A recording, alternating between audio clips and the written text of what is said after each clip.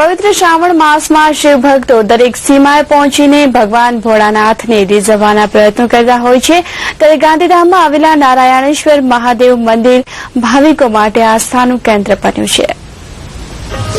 ગાંધીધામના લીલાશાહનગરમાં આવેલા નારાયણેશ્વર મહાદેવ મંદિરમાં શ્રાવણ માસમાં ભક્તોની ભીડ જોવા મળી રહી છે. આ મંદિરના નિર્માણ અને પ્રતિષ્ઠા કરાયેલા શિવલિંગ પાછળ પણ એક અનેરી કથા છે.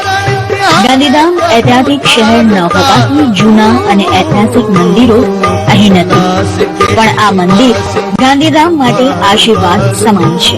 જામનગરમાં ડોંગરેજી મહારાજે કથા શ્રવણ બાદ ગાંધીધામના એક ભાવિકને શિવલિંગ અર્પણ કર્યું અને કહ્યું હતું કે આ શિવલિંગ ગાંધીધામ માટે છે, મંદિર બનાવી તેનું પૂજન કરજો.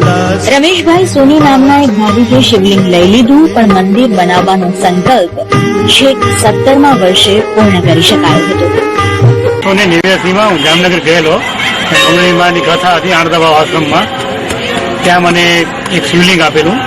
એ શિવલિંગ ગાંધીધામ મંદિર એક બનાવો એના માટે આપેલું મને. એ ગાંધીધામની અમે 2007માં પ્રતિષ્ઠા થયેલી ત્યાં મંદિરની. 2004માં શરૂઆત કરી, 2007માં પૂર્ણ થયેલી. ગાંધીધામ માટે મળેલા આ શિવલિંગ વિશે જાણીને મિત્રોએ મંદિર બનાવવાનો સંકલ્પ હાથમાં લીધો.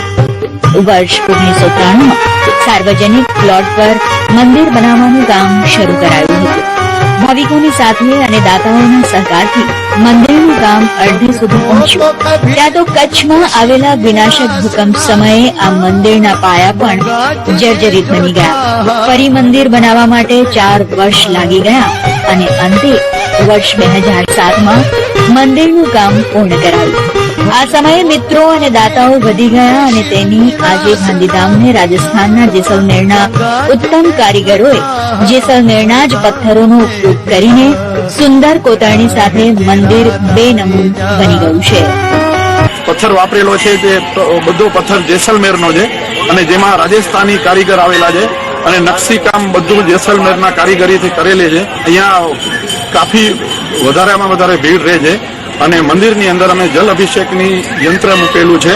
ગાંધીધામ ઔદ્યોગિક રીતે કૂદકે ને ભૂસકે વિકાસ કરતું રહ્યું. લોકો આર્થિક ઉપાર્જનમાં રચ્યા પચ્યા રહ્યા. તેના કારણે શહેરમાં હરવા ફરવા અને મનોરંજનના સ્થળોની આજે પણ ઉણપ દેખાય છે.